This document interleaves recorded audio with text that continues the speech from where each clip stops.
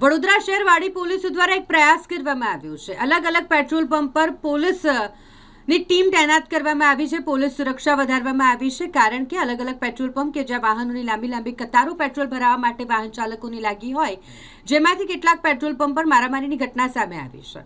ત્યારે પોલીસની ટીમો પેટ્રોલ પંપ ખાતે તૈનાત કરવામાં આવી છે અને પોલીસ દ્વારા લાઉડ સ્પીકર પર લોકોને અફવાઓથી દૂર રહેવા માટે અપીલ કરવામાં આવી રહી છે। અફવા ફેલાવનારાઓ સામે પોલીસ કાર્યવાહી કરશે તેવું પણ જણાવાયું છે। સાથે સાથે અત્યારે આપણી પાસે પૂરતો પેટ્રોલ અને ડીઝલનો જથ્થો છે, બફર સ્ટોક પણ છે, પેટ્રોલ મળી રહ્યું છે અને આગળ પણ મળતું રહેશે તેવી જાહેરાત લાઉડ સ્પીકર પર પોલીસ દ્વારા કરવામાં આવી રહી છે।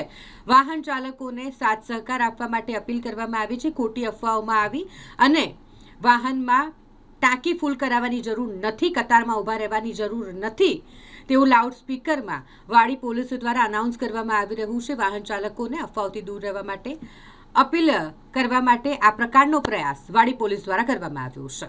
અત્યારે કાલે બી મળશે અને પેટ્રોલ તમામને મળતું જ રહેશે, તો કોઈ ગભરાવાની જરૂર નથી, કોઈ અફવાઓમાં આવવાની જરૂર નથી, કોઈ અફવાઓ ફેલાવવાની જરૂર નથી।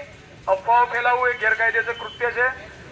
જે બી અફવાઓ ફેલાવશે એમના વિરુદ્ધમાં કાયદેસર કાર્યવાહી કરવામાં આવશે। તો કોઈ અફવાઓ ફેલાવી નહીં, અફવાઓમાં માનવું નહીં અને વિશ્વસનીય સૂત્રો હોય તેમ જ માનવું।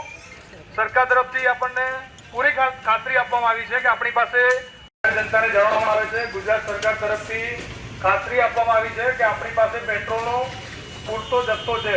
તો કોઈ અફવાઓમાં આવવું નહીં, શાંતિ રાખો, લાઈનમાં ઉભા રહો, જેટલું જરૂર હોય એટલું જ પેટ્રોલ પુરાવો। આપણી પાસે પૂરતો જથ્થો છે પેટ્રોલ અને ડીઝલનો, તો કોઈ અફવાઓમાં આવવું નહીં અને કોઈને પણ ગભરાવાની જરૂર નથી।